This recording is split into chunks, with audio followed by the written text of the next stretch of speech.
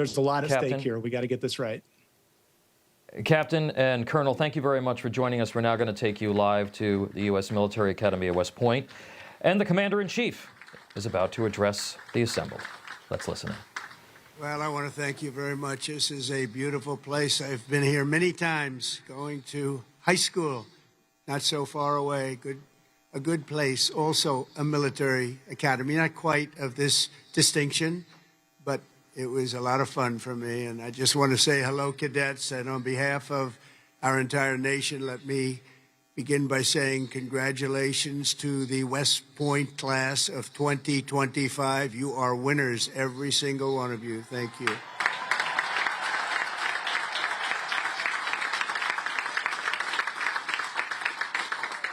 And now we want you to relax, and I'm supposed to say at ease, but you're already at ease. You're at ease because you made a great choice in what you're doing. Your choices in life have been really amazing. So this is a celebration, and let's have a little fun. I want to thank your highly respected Superintendent, General Stephen Gillen, and he is really something. I got to know him backstage with his beautiful family, and his reputation, his wife is just incredible. His reputation is unbelievable, and thank you very much. And your daughter is a winner also, just like everybody out there, a real winner. Thank you. Thank you.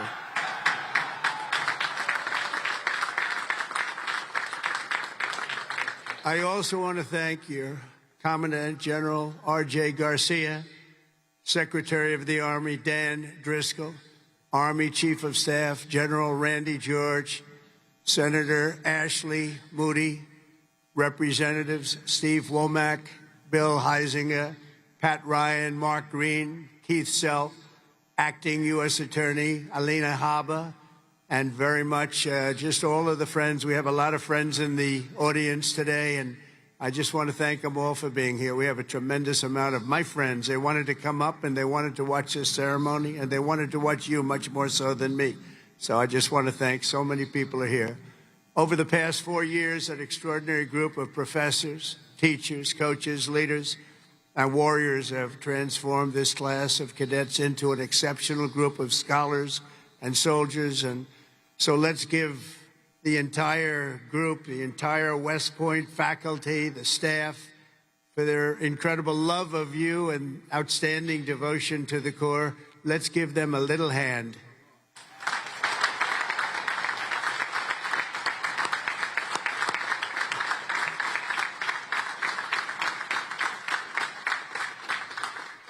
And importantly, we can't forget all of those people beaming with pride. Look at them in the audience. So they're so proud. They're in the stands. So thank your parents, your grandparents, and family members who made this all possible for you. Thank you.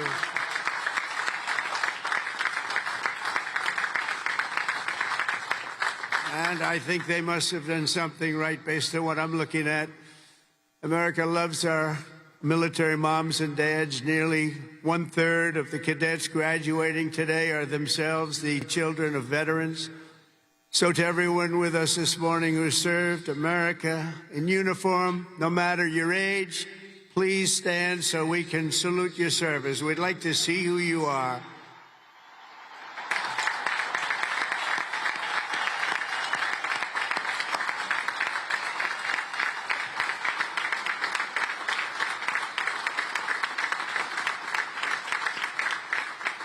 Congratulations. Great job. Every cadet on the field before me should savor this morning, because this is a day that you will never, ever forget.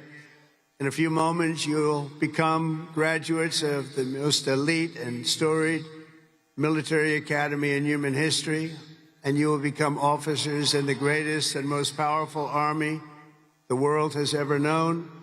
And I know because I rebuilt that army, and I rebuilt the military.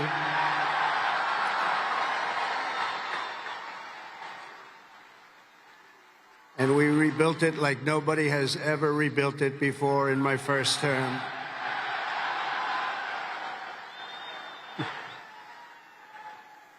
Your experience here at West Point has been anything but easy.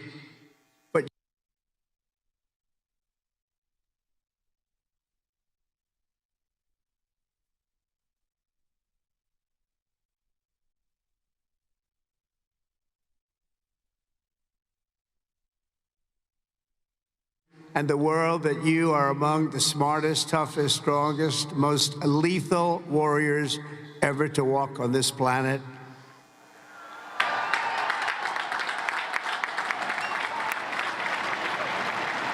Looking out at all of you today, I can proudly say, mission accomplished. Great job.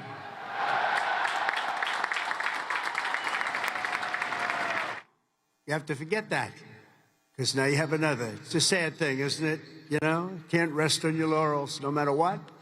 You just have to keep going. You take a little day off, and you go on to the rest, because you have to have victory after victory after victory, and that's what you're going to have as you receive your commissions as second lieutenants. Each of you continues down the same hallowed path, walked by titans and legends of U.S. military lore. Giants like Ulysses S. Grant, John Blackjack Pershing, Dwight David Eisenhower, the one and only Douglas MacArthur, old blood and guts George Patton, and Norman Schwarzkopf. All great. So many more. They and countless other patriots before you have walked out of these halls and straight into history, and today you officially join those immortal heroes in a proud ranks of the long gray line. You know that term, so beautiful, the long gray line. Among the 1,000 cadets graduating today, 26 of you wear the prestigious star wreath signifying the highest level of academic achievement. Please stand up. 26. Let's see if somebody stands who shouldn't be standing.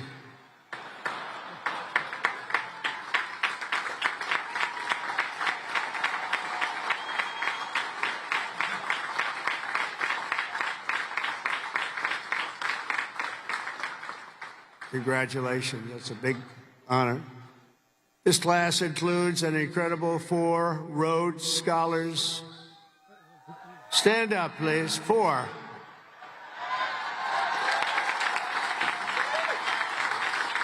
Wow. That's tied for the most of any West Point class since 1959. That's great. 4. Congratulations. Boy, oh boy, oh boy. I want to bring them right to the Oval Office. I don't want to have them go too far away from me. 8 cadets here today took on the challenge of designing their own hypersonic rocket. Oh, we can use you. We're building them right now. You know, we had ours stolen. We are the designer of it. We had it stolen during the Obama administration. They stole it. You know who stole it? The Russians stole it. Something bad happened. But we're the designer of it, and we're now building them, and lots of them. And earlier this year, they launched it into space, setting a world record for amateur rocketry. Can't get you in there fast enough.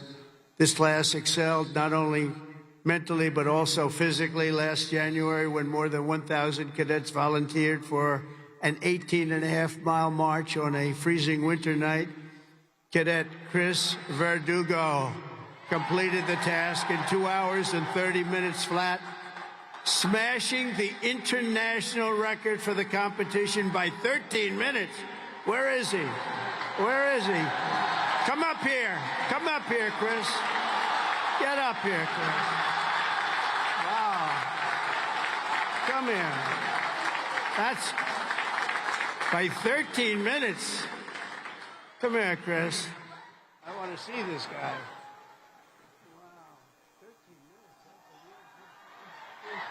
Say something. Come here. Come here.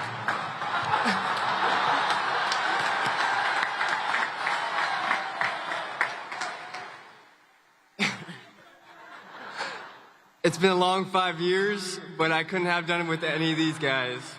Love you guys all. Thank you. Wow.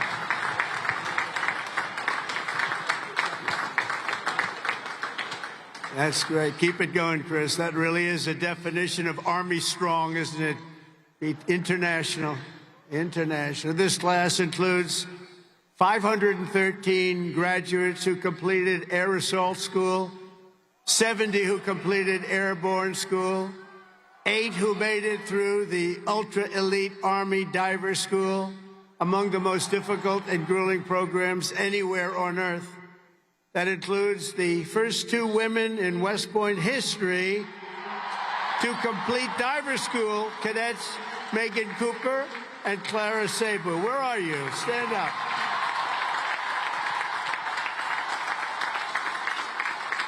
Where are they? Wow, great job. That is not easy. Congratulations, Megan, Clara. That's a job well done. Fantastic. Thank you very much.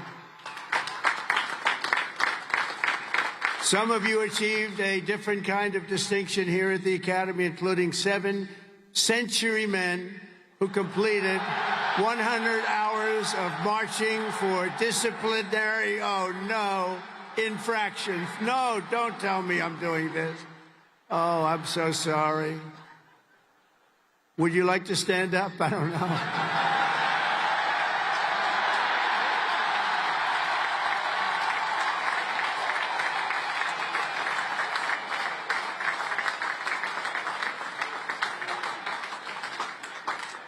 I think I saw Chris standing up. Chris, what's going on here? Well, you had one good, one not so good, right, Chris? Can't believe Chris is standing up. But we want everyone to leave here today, Chris, so you're going to be okay, because I'm going to do something with a clean slate. So in keeping with tradition, I hereby pardon all cadets on restriction for minor conduct offenses effective immediately. So you're all okay. You're all okay.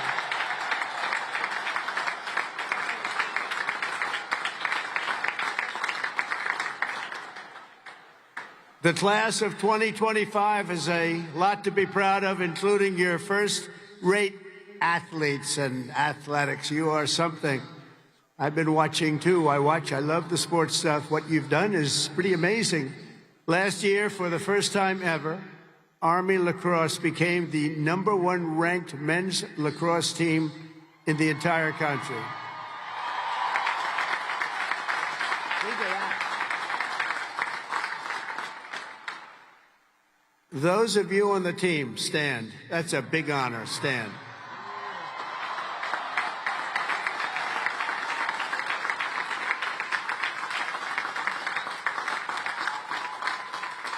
Great. That's a tough sport, too. That's #1 in the country. Your sophomore year, Army football beat Navy 2017. And the next year, you did it again, beating Navy 17-11 and dominating Air Force 23-3.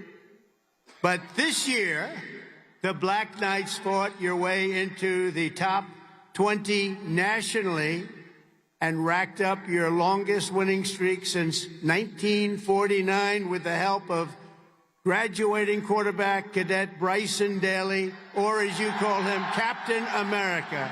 Captain America. Stand up, Bryson. Where's Bryson? We got to get him up here, right? Come on, Bryson. Come on. Man, oh, man. I heard he's well, I came to a game and I said, yeah, he can get into the NFL, can he? But he chose this life. And you know what? I think he made a good choice.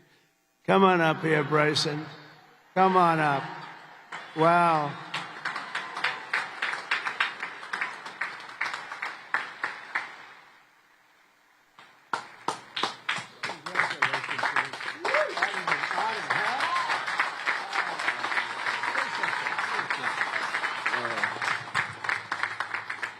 Go Army football. Shout out the Hogs, H4. Can't wait to graduate. Love you guys.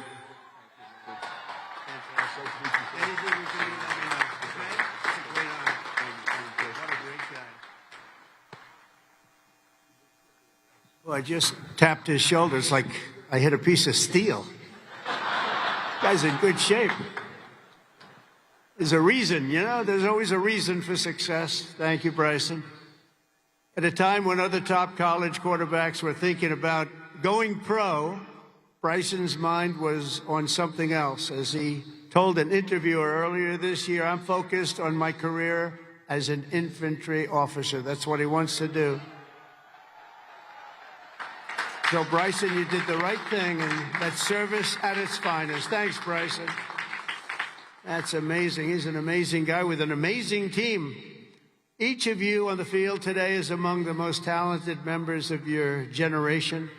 You could have done anything you wanted. You could have gone anywhere. You could have gone to any school. This is one of the hardest schools to get into.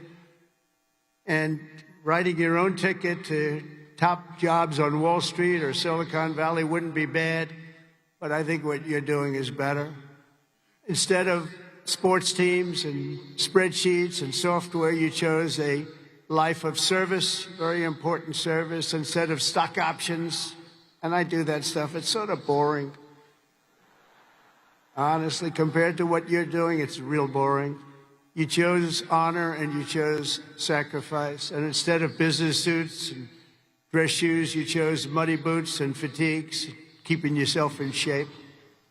Because West Point cadets don't just have the brightest minds, you also have the bravest hearts and the noblest souls. You're amazing people. I could not be more proud to serve you as your commander-in-chief, and our country is doing well. We've turned it around very quickly. We've turned it around.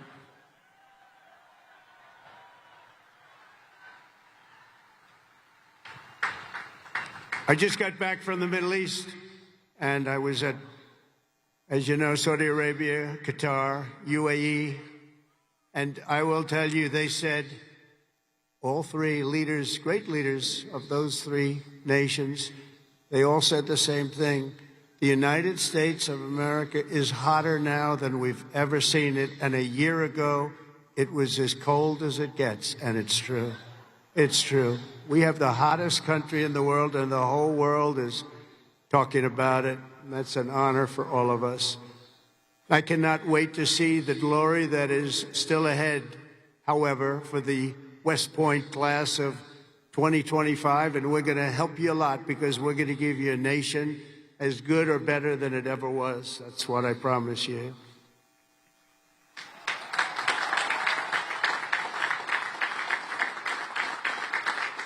All the victories that you've had together on these grounds will soon pale in comparison to the momentous deeds that you'll perform on the mission you're accepting today. And as a future leader of America's Army, and we have that Army geared up, we have ordered, you know, we just went $1 trillion military budget, General. Do you know that? $1 trillion.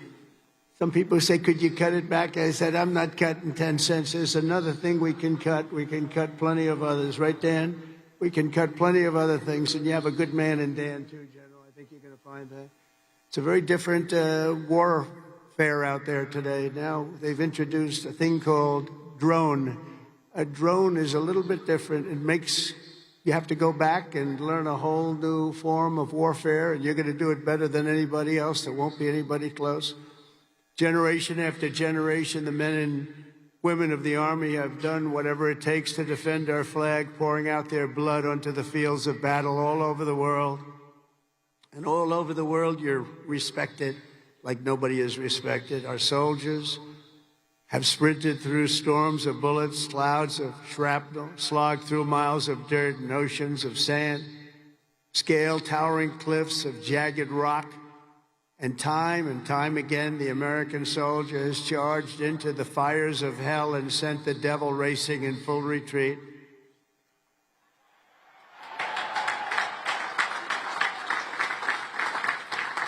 No task has ever been too tough for America's Army.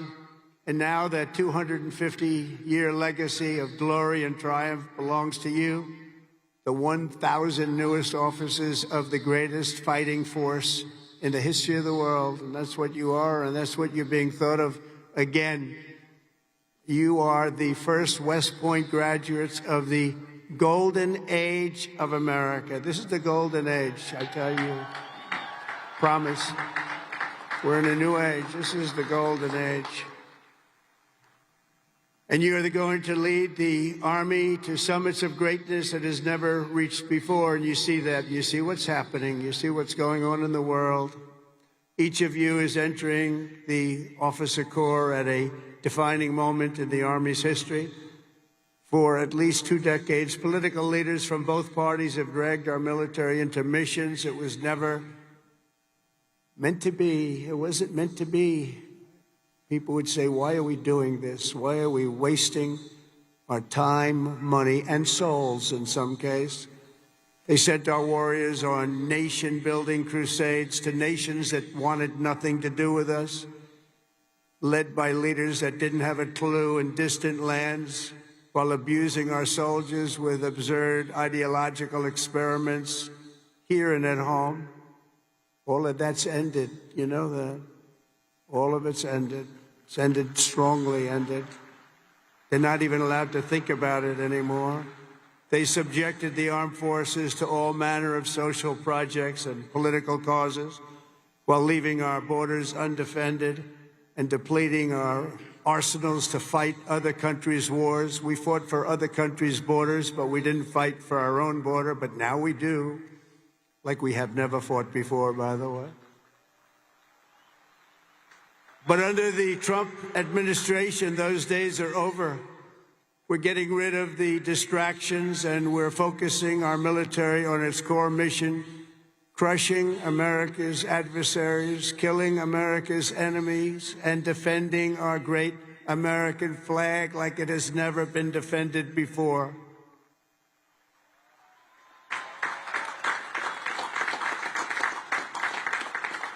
The job of the U.S. Armed Forces is not to host drag shows, to transform foreign cultures, but to spread democracy to everybody around the world at the point of a gun. The military's job is to dominate any foe and annihilate any threat to America anywhere, anytime, and any place.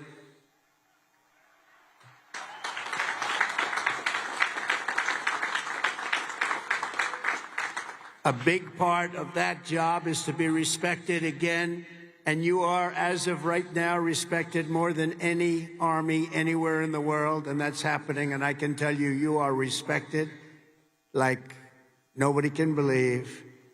As president, I am laser-focused on our core national interests. My preference will always be to make peace and to seek partnership, even with countries where our differences may be profound. As you know, we're working on a lot of things right now. When I left office 4 years ago, we had no wars, we had no problems, we had nothing but success. We had the most incredible economy, the single greatest economy for a president in history. I think we're going to beat it this time by a lot, if you want to know the truth. But we had something going on very special. But if the United States or its allies are ever threatened or attacked, the Army will obliterate our opponents with overwhelming strength and devastating force. That's why my administration has begun a colossal buildup of the United States Armed Forces, a buildup like we've never had before. Peace through strength. You know the term. I've used it a lot.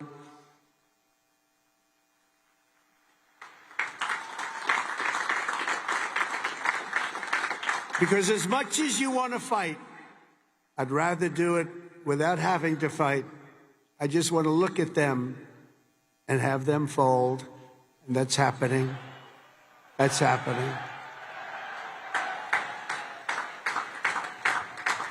And I've approved a $1 trillion investment, and that will be, again, the largest ever in the history of our country. And we are buying you new airplanes, brand new, beautiful planes, redesigned planes, brand new planes, totally stealth planes. I hope they're stealth. I don't know. That whole stealth thing, I'm sort of wondering. You mean if we shape a wing this way, they don't see it, but the other way they see it? I'm not so sure. But that's what they tell me. We have the best tanks anywhere in the world.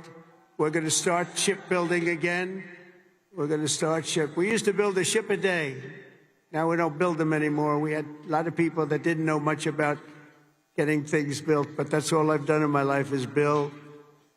We're going to have the best missiles, we already do, drones, and much, much more. And earlier this week, I think you'll like this, I announced that we are officially building all in America, made in America, designed in America. We're the only ones that could do it because we're the only ones with the great technology. We're building the Golden Dome missile defense shield to protect our homeland and to protect West Point from attack. And it will be completed before I leave office.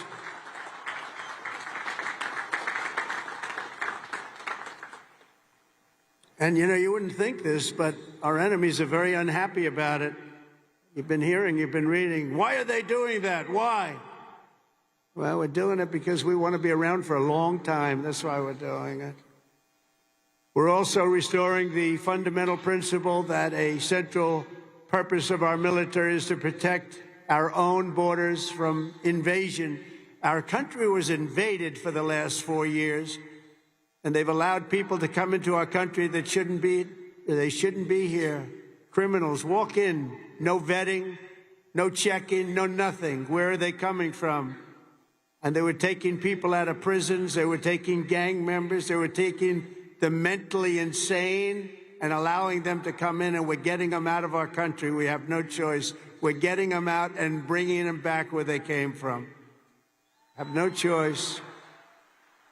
And it's not easy. It's not easy.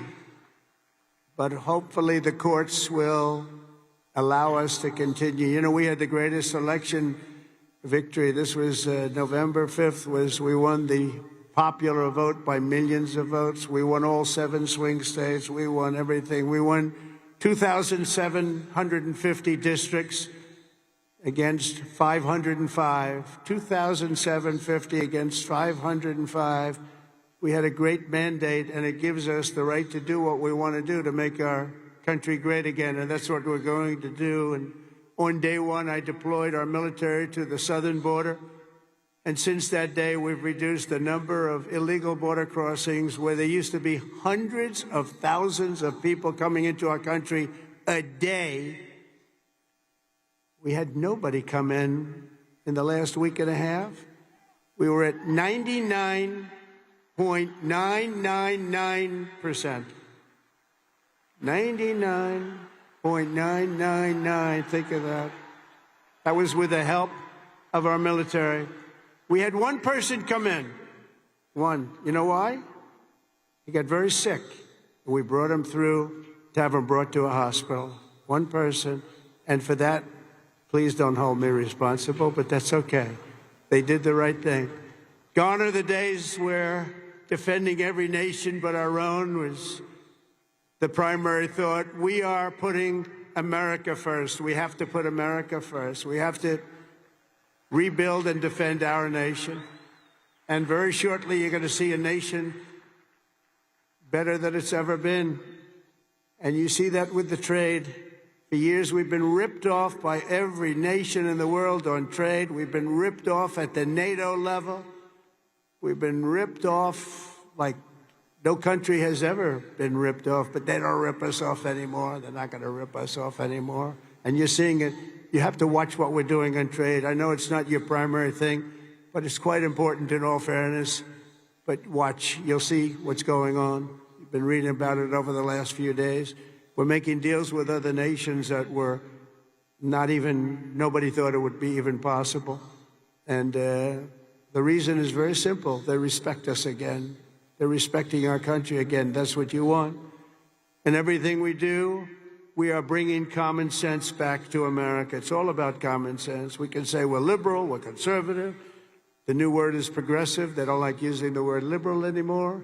That's why I call them liberal. But whatever you are, you know, most importantly, you have to have common sense, because most of it's about common sense when you get right down to it.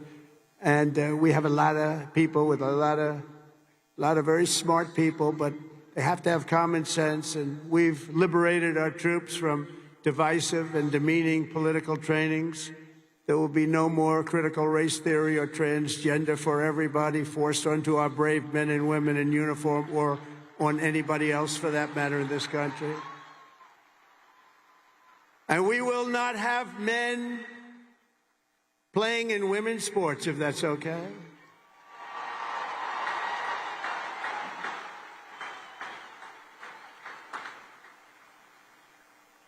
I mean, I wouldn't want to have to tackle, as an example, Bryson as a man. But I don't think a lot of women want to tackle him. I don't think so. How crazy is it? Men playing in women's sports, how crazy is it? So ridiculous, so demeaning to women. And it's over. That's over. We've ended it.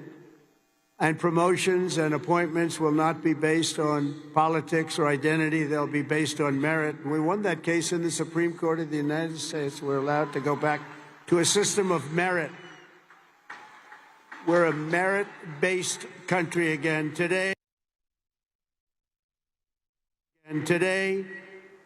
morale in the armed forces is soaring to the highest levels in many decades after years of recruiting shortfalls. We had years and years of recruiting shortfalls, and just last year was the worst of all, the last year of the Biden administration. We couldn't get anybody to join our military. We couldn't get anybody to join our police or firefighters. We couldn't get anybody to join anything. We just set a brand new peacetime recruiting record. The most people joined, and we are brimming. In fact, be careful. There's somebody going to try and take your job. Be careful. You better be good. We are brimming with confidence, and we're brimming with people. We had the best recruiting month that we've had in memory. Nobody remembers anything like it. And that's all because they have spirit now. They have spirit. They have a spirit for our country. And now everybody wants to be doing what you're doing. Think of that. So it's really a great honor, I will say. And I'm pleased to report that by next week, the Army is expected to surpass its recruiting targets for the entire year, something that hasn't happened in 28 years where we've had that. So that's pretty good.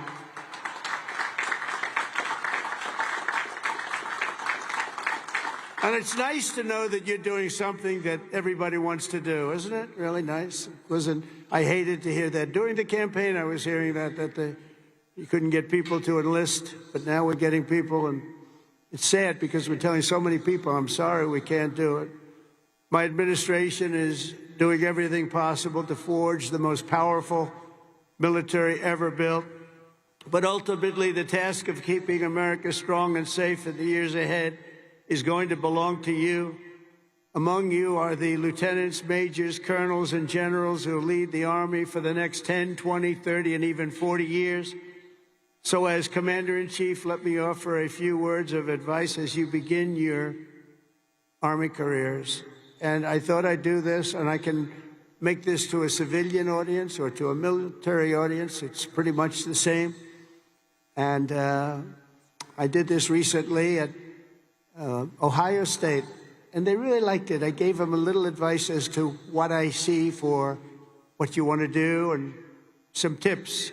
And first of all, and you've already done it, different from civilians, they're making their decision right now. You've already made your decision. I love your decision. You have to do what you love. You have to do what you love. If you don't love it, you'll never be successful at it. And you've done this, and you really, many of you in the audience, many of you that are graduating, you come from military backgrounds or you love the military. It's what you want to do. It's what you want to talk about. One thing I see about people that love the military, that's all they want to talk about. I'll be out to dinner, and generals, if they love their job, usually the only good ones are the ones that want to talk about it all the time. But if they talk, that's what they want to talk about. I rarely, really very rarely see somebody who's successful that doesn't love what he or she does. You have to love what you do. In your case, the military is what you chose, and I'll tell you what, you cannot go wrong. You're going to see it, too. You're going to love it more and more with time. You know, I work all the time. That's all I do is I work, whether it's politically or before that. I was a very good businessman, in case you haven't heard, really good. But I was good because I loved it. I loved it. I learned from my father a little bit. My father was a happy guy, and all he did was work. He'd work Saturdays, Sundays. He'd work all the time, and he was a happy guy. He just loved life. And I learned that. I say, you know, it makes him happy. I've seen other people that never work, and they're not happy. But you got to love it. Otherwise, you won't be successful. In the Army, there are a lot of different paths you can take. So follow your instincts and make sure that you take the path that you love, that you're doing something that you love within your military. You will be happier, and the Army will be far stronger for it. Second is to think big. Always think big. If you're going to do something, you might as well think big, do it big, because it's just as tough, and sometimes it's a lot easier thinking big than doing a small task that's more difficult. One of your greatest graduates, General Eisenhower, used to say, whenever I run into a problem that I can't solve, I always like to make it bigger to solve it and solve more of it. If you're going to solve a problem, it might as well be a big problem as opposed to a small problem that lots of people can take advantage of and solve. So you can achieve something really amazing. Think big. Third, though, you got to do this. Brain power you have to have. Potential you have to have. But to be really successful, you're always going to have to work hard. An example is a great athlete, Gary Player, great golfer. He wasn't as big as the other men that were playing against him, great, big, strong guys. Gary was a smaller guy. I don't want to say too small. He's a friend of mine. He gets a little angry at people because he hits the ball just as far. He said, I hit the ball further than them. Why am I small? But he worked very, very hard. He was always doing exercise. He was well ahead of his time. He never stopped. He won 168 golf tournaments. He won 18 majors, 9 regular and 9 on the senior tour. 18 with 168. That's the most tournaments internationally, the most tournaments anybody's ever won. But he made a statement years ago, and I heard it. I heard it. He's the first one. I think I've heard it a couple of times since, but he was the first. He said, it's funny. The harder I work, the luckier I get. And think of that. The harder I work, the luckier I get. And he worked hard, and you're working hard, and the harder you work, the luckier you're going to get. Fourth is don't lose your momentum. Momentum's an amazing thing. Keep it going. I tell a story sometimes about a man who was a great, great real estate man. He was a man who was admired for real estate all over the world, actually, but all over the country. He built Levittowns. He started as a man who built one house. Then he built 2, then he built 5, then he built 20, then he built 1,000, then he built 2,000 and 3,000 a year. And he got very big, very big. He was great at what he did. You see him all over the country still, Levittowns. This was a long time ago, but he was the first of the really, really big home builders. And he became very rich, became a very rich man. And then he decided to sell. He was offered a lot of money by a big conglomerate, Gulf and Western, big conglomerate. They didn't do real estate. They didn't know anything about it, but they saw the money he was making. They wanted to take it to a public company. And they gave him a lot of money, tremendous amount of money, more money than he ever thought he'd get. And he sold his company, and he had nothing to do. He ended up getting a divorce, found a new wife. Could you say a trophy wife? I guess we can say a trophy wife. It didn't work out too well. But that doesn't work out too well, I must tell you. A lot of trophy wives, doesn't work out. But it made him happy for a little while at least. But he found a new wife. He sold his little boat and he got a big yacht. He had one of the biggest yachts anywhere in the world. He moved for a time to Monte Carlo and he led the good life. And time went by and he got bored. And 15 years later, the company that he sold to called him and they said, the housing business is not for us. You have to understand, when Bill Levitt was hot, when he had momentum, he'd go to the job sites every night. He'd pick up every loose nail. He'd pick up every scrap of wood. If there was a bolt or a screw laying in the ground, he'd pick it up and he'd use it the next day in putting together a house. But now he was spoiled, and he was rich. He was really rich. And they called and they said, this isn't for us, this business. We do other things. Would you like to buy it back? We'll sell it back to you cheap. And they did. He bought it. He bought it. He thought he made a great deal, and he was all excited. But it was 15 years later. He lost a lot of momentum. Remember the word momentum. And he lost everything. It just didn't work. He lost everything. And I was sitting at a party on Fifth Avenue one night, a long time ago, and you had the biggest people in New York, the biggest people in the country, all in that party, and they were all saluting each other, how great they were. They were all telling each other, I'm greater than you. Gets to be really, gives you a headache sometimes.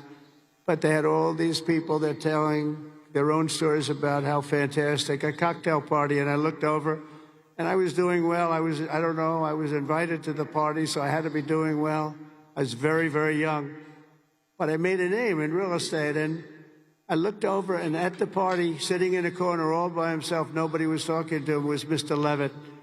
He had just gone bankrupt, lost everything. He had lost everything, his home, everything. And I went over and talked to him because he was in the real estate business, and I loved real estate. And I said, hello, Mr. Levitt, how are you? He said, hello, Donald, it's nice to meet you. He knew me from being in the business. I said, so how's it going? He goes, not well.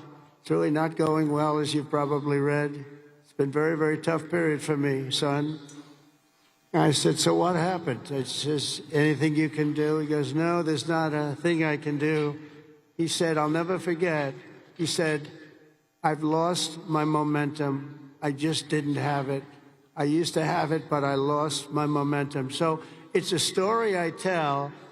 And you have to know when you have the momentum, but sometimes you have to also know when you've lost the momentum. And leaving a field sometimes, leaving what you're doing sometimes is okay. But you got to have momentum, but you have to know if that momentum's gone. You have to know when to say, it's time to get out. And it's a very sad story. I remember that story so well, like it was yesterday. Fifth, you have to have the courage to take risks and to do things differently. Eisenhower, again, was threatened with court-martials as a young officer for advocating a new doctrine of tank warfare. Billy Mitchell was thrown out of the Army for pioneering the use of air power. They said, what do you mean air power? Don't be ridiculous.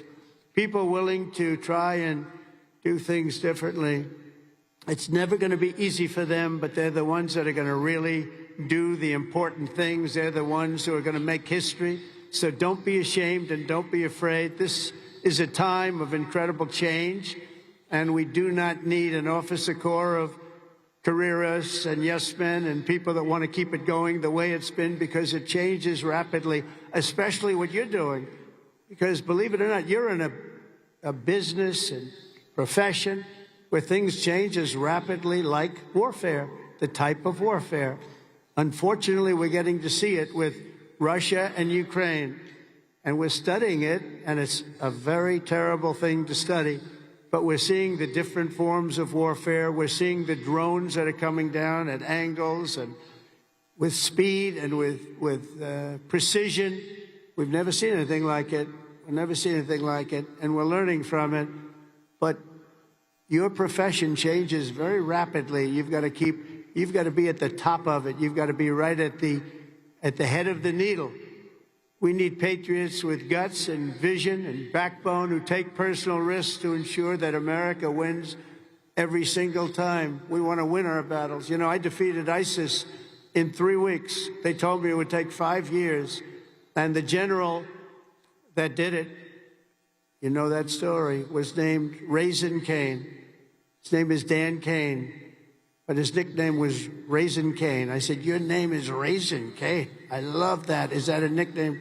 That's what they call me, sir. I love you, General. I think you're the guy I'm looking for. I want to know a guy named Raisin Kane, and he is now the head of the Joint Chiefs of Staff, and he's a highly respected man. And we defeated, think of it, ISIS. They said, how long in Washington?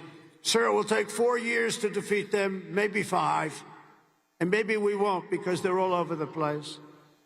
And then I met a man that said we can do it in 3 weeks, and he did it, 3 weeks.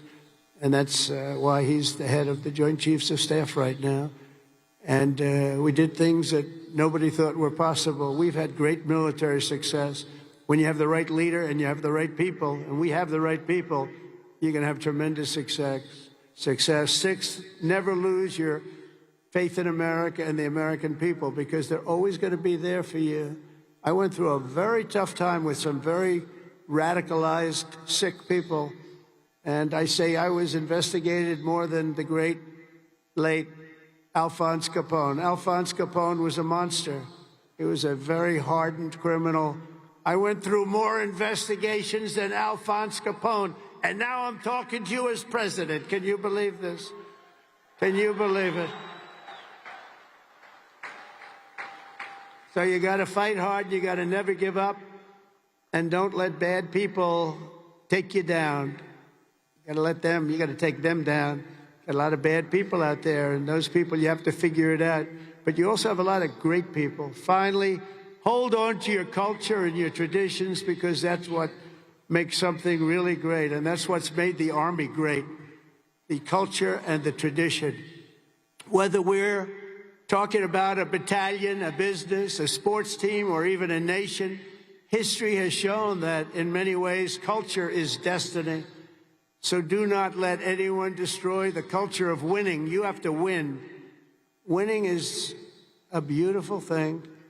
Losing, not for us. It's not for us. Not for anybody here. If it was, you wouldn't be here. From the earliest days of our nation, this supreme tradition of American military service has been passed down from soldier to soldier and generation to generation, and it's a beautiful thing to watch. Graduating today is Cadet Ricky McMahon, Ricky's great-grandfather. Stand up wherever you are, Ricky, because you're going to like this. Ricky's great-grandfather served in World War I. His grandfather served in World War II. And his uncle, father, and mother all graduated from West Point. Where is Ricky?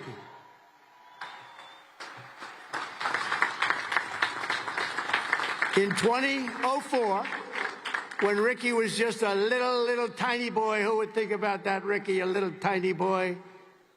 His dad, Lieutenant Colonel Michael McMahon, made the ultimate sacrifice for our nation in Afghanistan. Today, Lieutenant Colonel McMahon rests not far from here in the West Point Cemetery. Last year, 2 decades after losing his father, Ricky placed a gold chip from his dad's 1985 class ring into a crucible along 87 other rings were with it, of past West Point grads that were melted down to forge those now worn by the class of 2025. Do you all know that? Do you know that? What you're wearing? I want one. Ricky, I want one. Each of you will carry Michael's memory with you always as you continue the legacy he gave you. It gave you something that would be so proud. He would be so proud. He is proud. As he looks down. To Ricky and his mom, Jeanette, you embody what this place is all about. And I know Michael, he's up there. He's smiling broadly. So proud. He's so proud of you today. You know that. And he's a man that couldn't be, and he is a man that couldn't be more proud. And I want to just, I just love that story. And everybody's ring, they're going to remember you. They're going to remember your family. And most importantly, you're going to remember a great tradition. It's a great tradition of West Point and of winners. Thank you very much. It's great to meet you. Thank you. You can sit down. You want to come up? If you want to come up, come up. Come on up. Come on up here. That's nice. You're a handsome guy. They're all good looking here. I don't know what's going on. The whole crowd is beautiful. Thank you very much.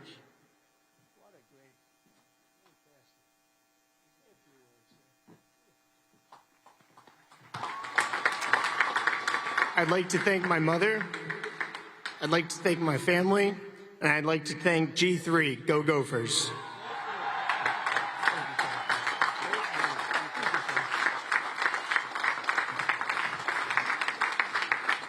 These are good-looking people, I'll tell you, General. What's going on over here? Look like all a bunch of male models. I can't stand it.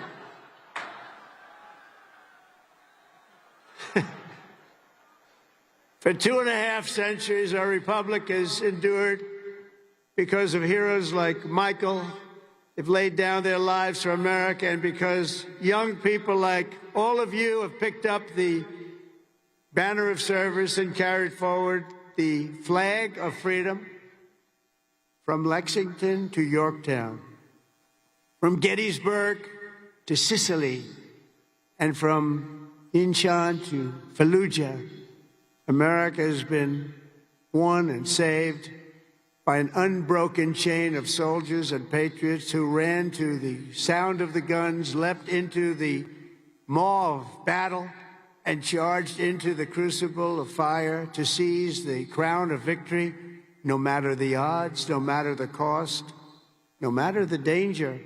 All over the world, our soldiers have made sacred the ground where they shed their blood and showed their valor. From Seminary Ridge to San Juan Hill, Belleau Wood, Omaha Beach, Leyte Gulf, and Ardennes Forest, Chosin Reservoir, all over, and even a place called Pork Chop Hill. And in all of those battles and so many more, some of the best, brightest, and bravest have come from right here at the U.S. Military Academy at West Point, one of the great fabled places anywhere in the world. America's Army has never failed us, and with leaders like the West Point class of 2025, the Army will never fail. We will never let you down.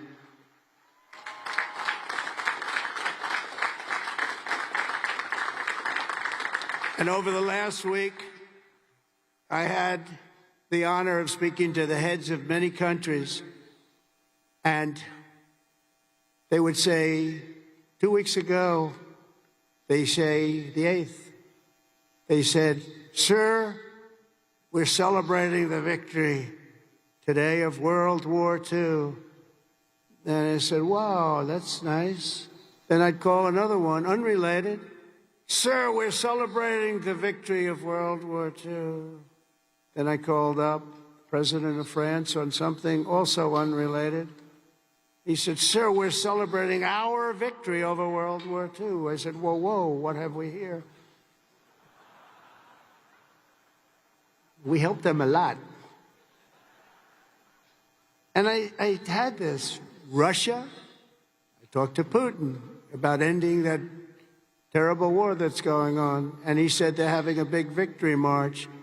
And they did lose, in all fairness, 51 million people. But they were all celebrating. The only country that wasn't celebrating was the United States of America. And I said, "Isn't it amazing? We were the ones that won the war, and we were helped. We were helped. In some cases, we had to help them. But we were helped by some of the nations, and we were strongly helped by a couple of them. But every one of them was celebrated. They had Victory Day. They called it Victory Day in Europe, Victory Day all over. And we weren't even thought about. Nobody had a Victory Day. And so I named that special day and another special day from now on as a holiday, but a holiday where we work, because we don't have enough days. We're going to be having so many holidays, we're not going to be able to work anymore. But I named it for World War II, and a separate day in November, as you know, for World War I.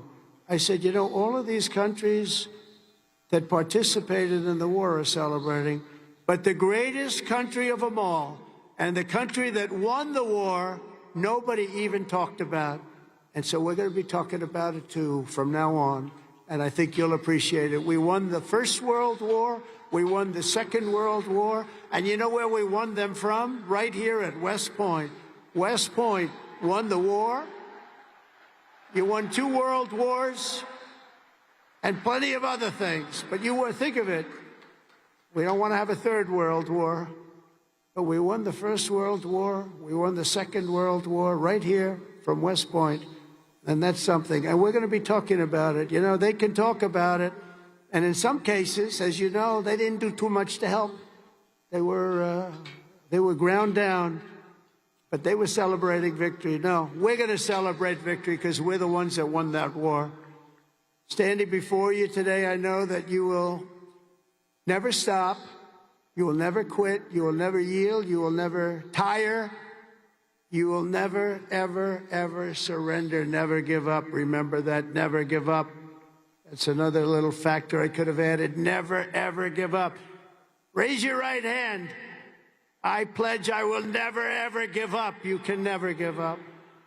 You can never give up. If you do, you're not going to be successful because you'll go through things that will be bad. You're going to have great moments. You're going to have bad moments. You can never give up. Through every challenge and every battle, you'll stand strong, you'll work hard, you'll stay tough, and you will fight, fight, fight, and win, win, win.